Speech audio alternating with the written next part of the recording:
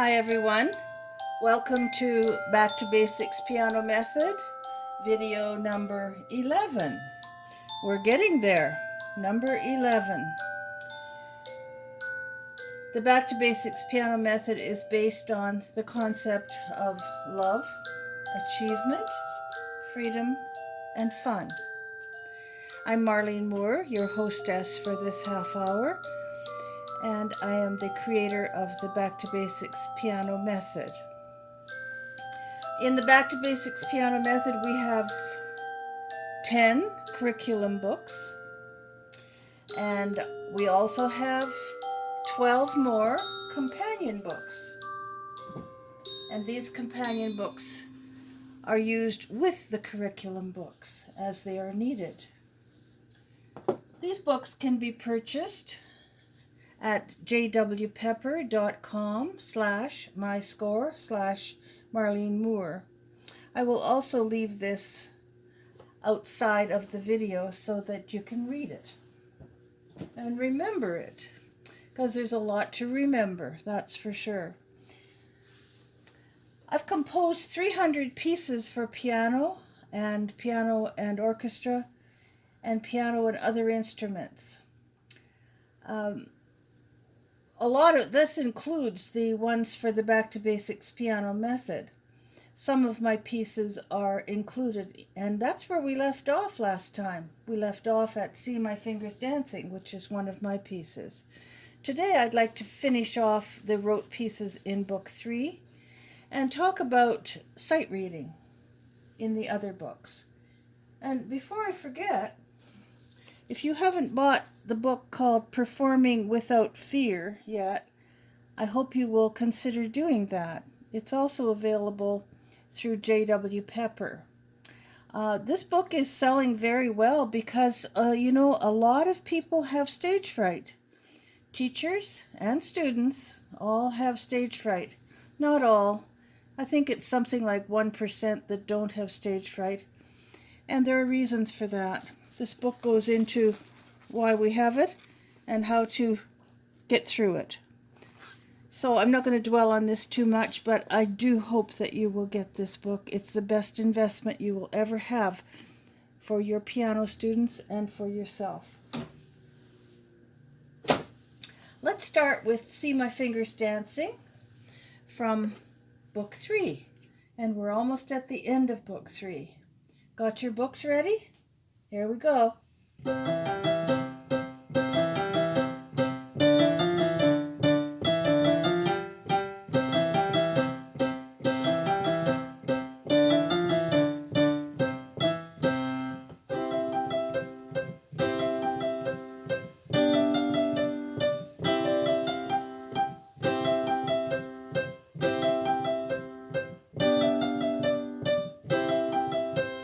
And it should have a repeat there. It sounds like it needs more, so play it again.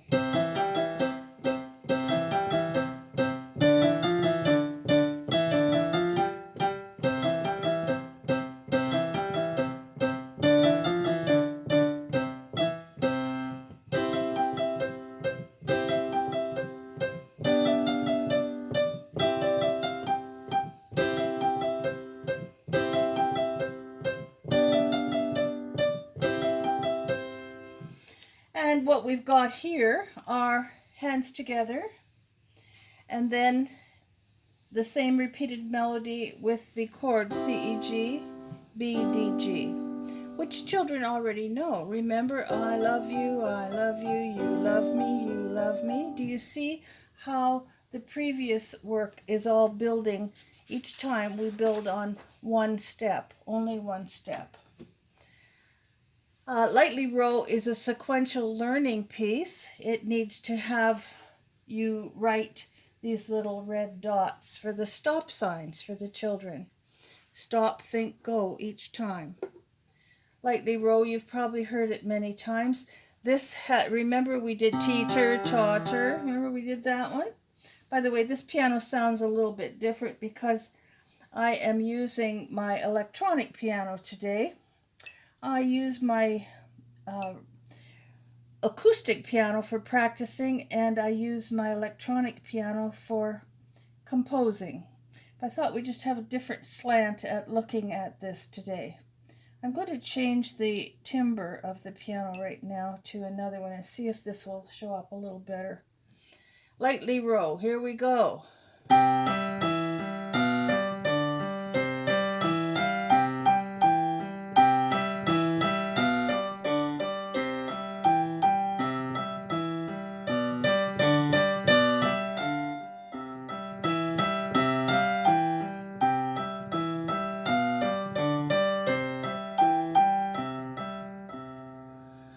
Let's not hear this.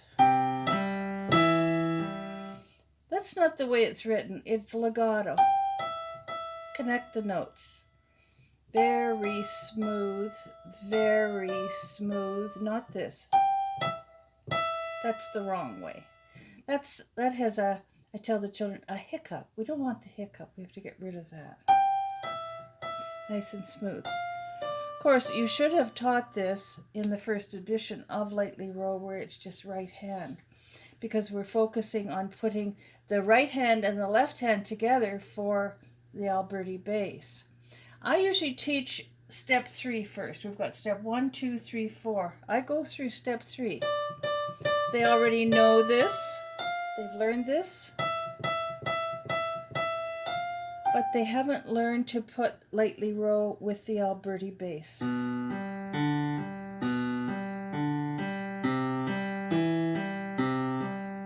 Make sure they know that. Point it out here. Show it to them. They're learning to sight read now too. Little stop, think, go would be handy in there too. Okay? That's what I do. There's no one way to teach anything, of course there isn't, but I do that. I teach the step 3 first and then go back and do the other ones. Use the cards, the number cards for that. Now, here was where we actually left off last time, is Mr. Peanut taking a bow. He's having a good time bowing to the audience, and he deserves a good bow because he's worked very hard in these books. Here comes Peanut Butter in the right hand part here and the right hand here. So we've got 2 trebles.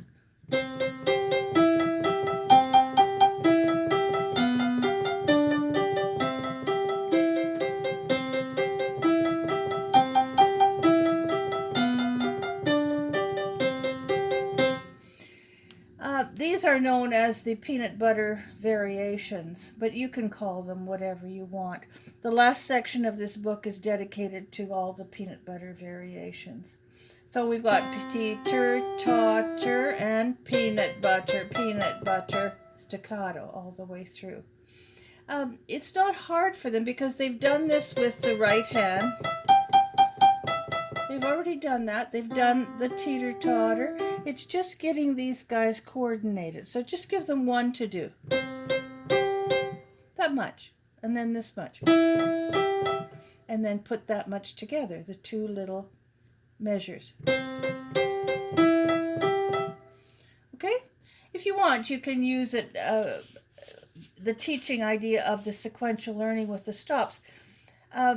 Most children don't need that for these variations, though. They're quite comfortable with them. Just point out that, for example, Butterfly here has I love you, you love me. They know that one. And they know this.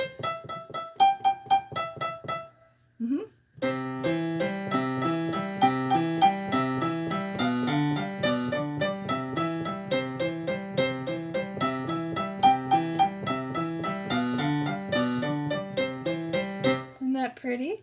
Children like that song. Don't forget to color the butterfly. I took a whole day and I colored books 1, 2, and 3 because they just look so much nicer. I know I did tell you that before. I'm not at the age where I'm starting to repeat myself, but I like to reinforce things. Okay? So that one, make sure that they know what they're doing that they've done this already. They've done this already, the I love you, before you put it together. Then we've got the hopping song. We've had this before. They've had the right hand alone. They've had the teeter-totter. And away we go.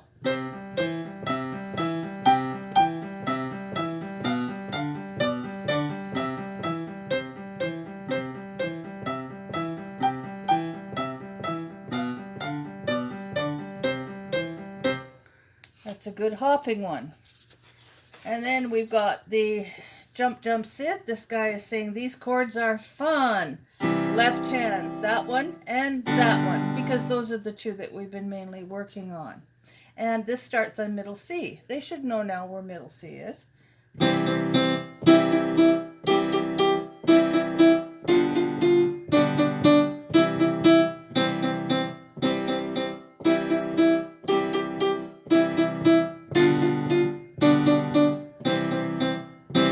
Aha! These chords are fun. Run, pony.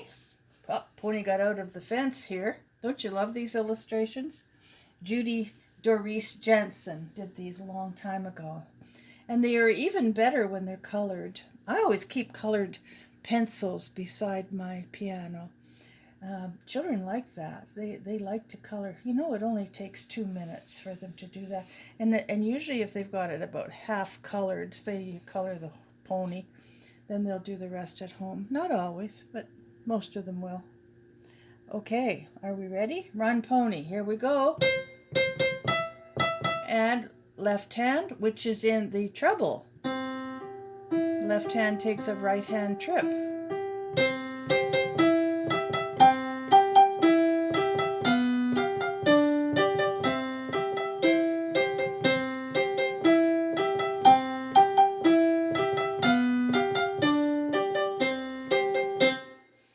That's my favorite one. I like that one. But I'm also fond of Turtle. Turtle's over here. Did you know Turtle found a girlfriend? There he is on Turtle Way, making his way to Slow Street. And he's in his opera cape, his bow tie. He's carrying an evening black cane. He has on a top hat. And he's in love. And he's got roses for the girlfriend. Turtle does get around, doesn't he? Turtle. Nice legato with the Alberti bass again. Turtle walking. Or if you prefer, turtle, turtle, turtle.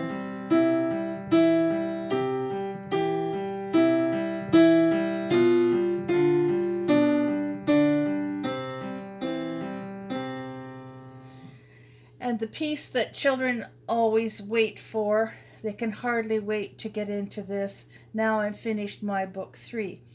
I've set this to the tune of London Bridge. Now I'm finished my book 3, my book 3, my book 3. Now I'm finished my book 3, I am proud of me. Soon I'll be in my book 4, my book 4, my book 4. Soon I'll be in my book 4. Then I'll learn some more. I think I've got the wrong glasses on. Anyway, that's the idea. This is tricky. This needs to be taught in steps.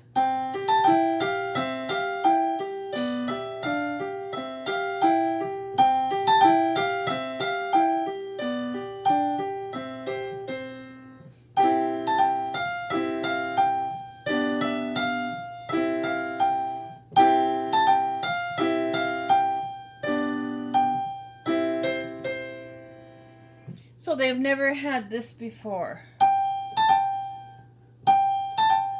They haven't had that. 1, 2, and 3, 4. They haven't had that. So I teach that this is the important note here, the G. Because it's squeezing its way, squeezing this guy out of the picture here. So 1, 2, 3, 4. Do a hiccup there. 1, 2, 3, 4. Usually works all right. Okay, other than that, it's fairly clear sailing through London Bridge. I would teach this, though, with the steps. That's very important. Okay, that rounds it up. They get their certificate, and they're finished book 3. But we haven't talked about the sight reading yet. Sight reading is equally as important as the rote pieces. People like to say that Back to Basics is audiation or auditory or oral, AURAL, type of teaching method. It is partially. It is in the beginning. However, sight reading is equally as important as ear training. So we need to do both. We've got making notes here, left-hand notes. I don't know if you can see those, but it's C, G, C. Following the dots, starting down here with the sound. Lots of listening first before you play. Right hand.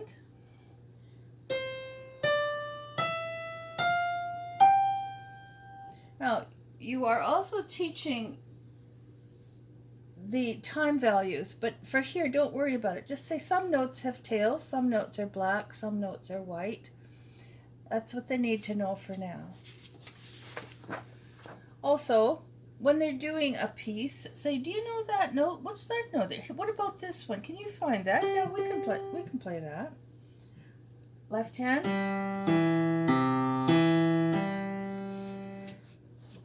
They know this by now. Hands together.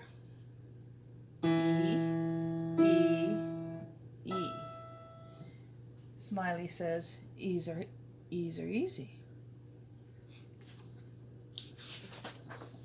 Yes, always refer to the rote pieces as, well, let's find this note here. Let's find the last note. Well, there it is. That's the very first note we ever learned. So that it gets it into context and they're not just looking at the keyboard for this one. You are starting more and more in book 3, and especially book 4, to get the sight reading caught up with the auditory learning. Okay? F. Alright, is it enough to just do that? No, we need these. We need flashcards. We need these. F, F, F. We need this. We need something like this. For sure. What's our next one? No sight reading one there. Here's 2 of them. Left hand. And I always say, what is that piece? Well, it's I love you, I love you. And what is this piece? What is the name of this piece? Do you remember? Up the hill and jump, jump. So we're starting to narrow the gap between visual and auditory right in here. Right hand. Always use this and the sound down here and the C's. Here's the first time where they're going to make some whole notes. You're introducing the idea of whole notes, and it says make 10 half notes. Tell them all about that. I don't need to tell you how to teach those. I think you know how to teach whole and half notes.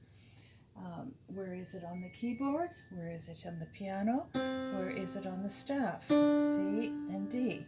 C, C, D, D, E. Okay, and we go on this way. Right hand.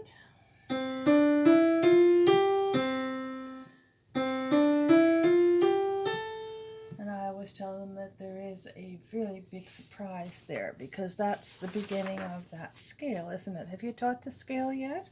Don't forget 1, 2, 3, thumb, and then all the rest of them. 1, 2, 3, thumb. keep that thumb under. Remember, if you watch the other videos where I talk about the rabbit, that's important. Left hand, find it here, find it here, find it here. And name the notes. Here's left hand, C, B, A, and here's a new one, finish the melody. This is, I took it out of the book called Making Melodies. We're going to talk about those books. I think I did talk about that book another day.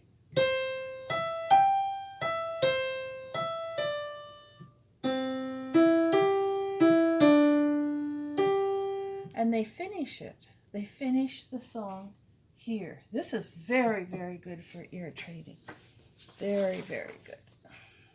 And this is from a book called Playwright, where they make the note and they play them. Say the note, C.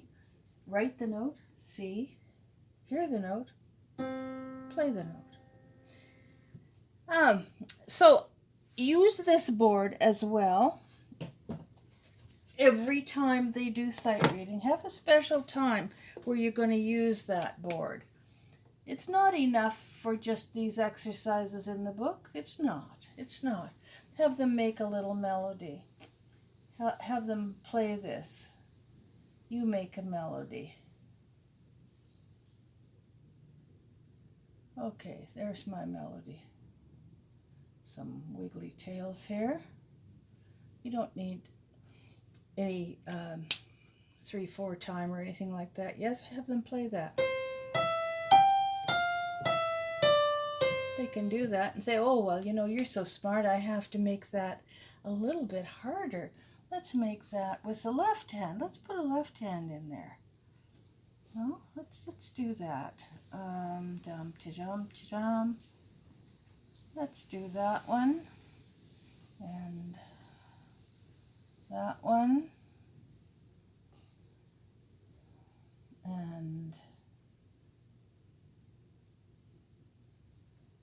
And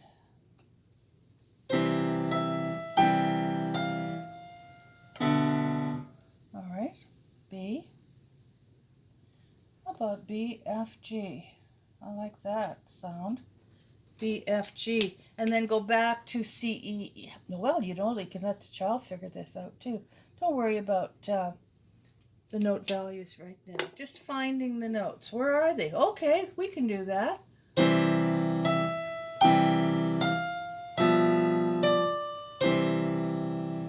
Do this kind of an exercise every time you teach sight reading. They need this. Make sure you refer to here. Dum, dum, dum, dum, dum, dee, dee. Okay, you read my scroll there.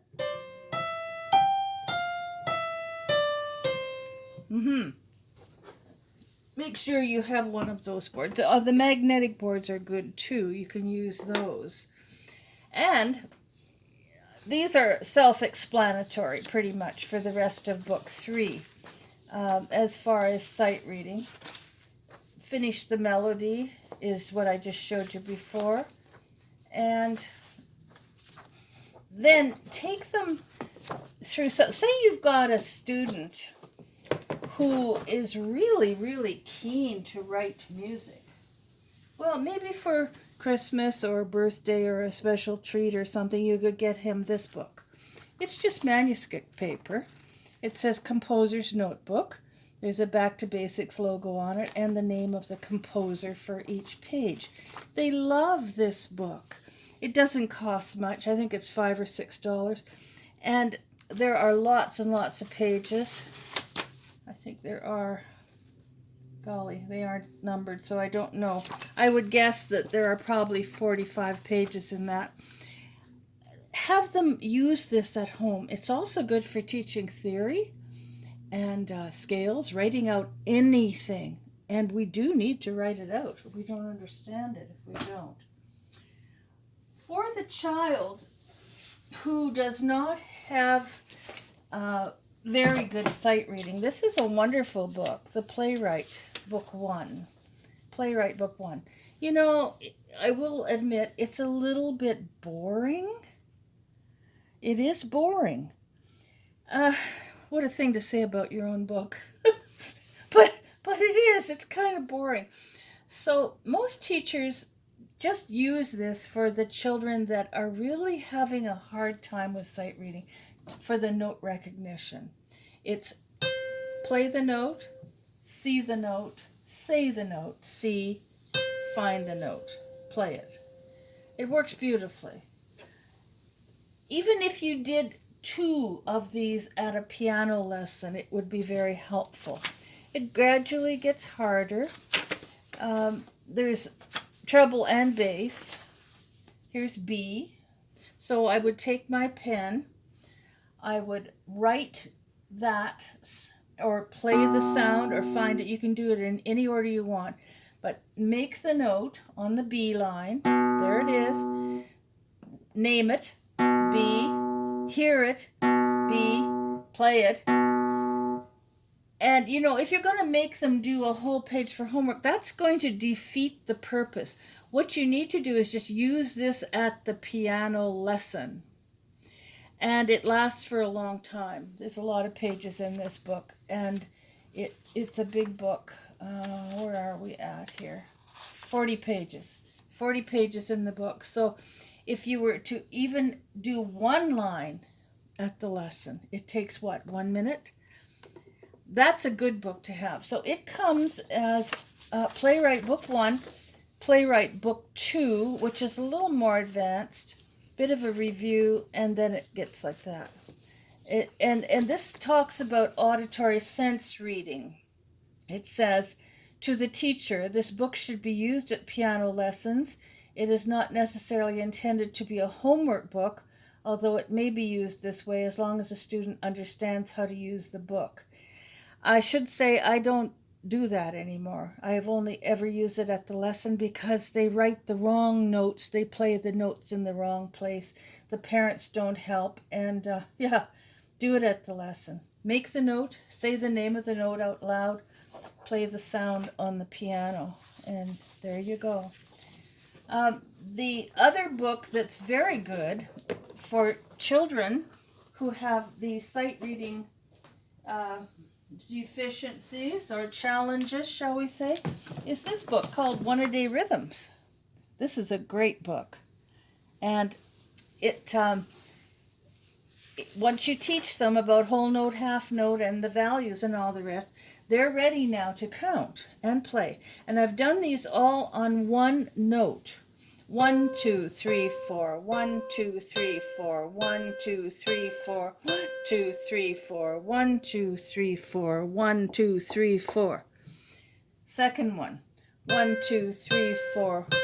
3, 4. 1, 2, 3, 4. 1, 2, 3, 4. 1, 2, 3, 4. 1, 2, 3, 4. Play and count out loud. A lot of children don't like to count out loud. You can have them whisper. You can have them do this and then work up to the idea of counting out loud. Just do 2 of them at the lesson. This is particularly good for children who have rhythmic problems. I haven't run across too many children that have rhythm problems, but yeah, there's been a few. I remember this little fellow by the name of Edmund years ago when I was about 22 years old. I ended up taking out all the pots and pans in the kitchen to get him to bang on pots and pans and hear the rhythm. He could not hear it. He could not do it. But I did find that writing things out and counting out loud really helped him. He was a very, very unique case, but I've had maybe 6 really, really interesting rhythmic problem children, or challenges, shall we say, in my lifetime. And this book has really helped. This is why I wrote the book, was to help children who need a little bit more, just a little bit more.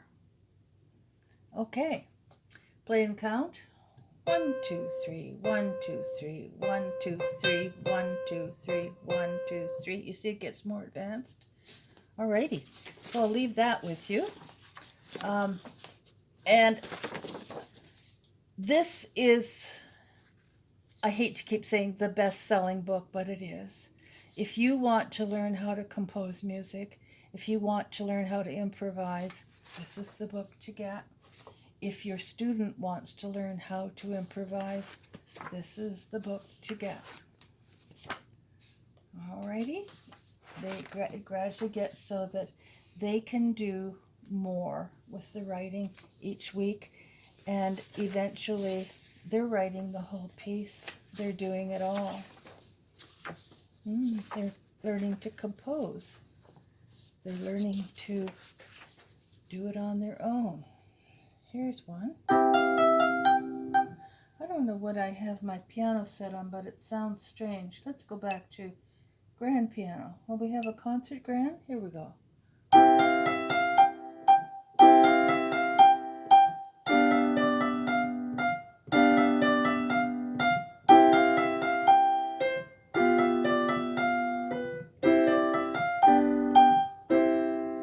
And then they do the rest.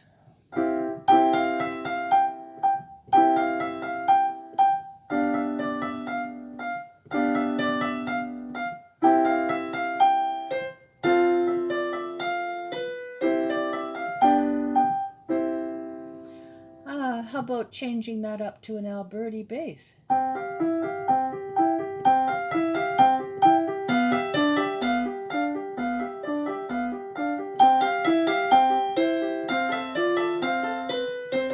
Oh. Something like that. How about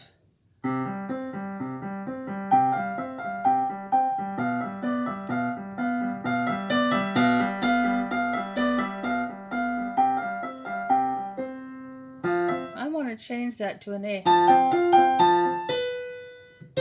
A.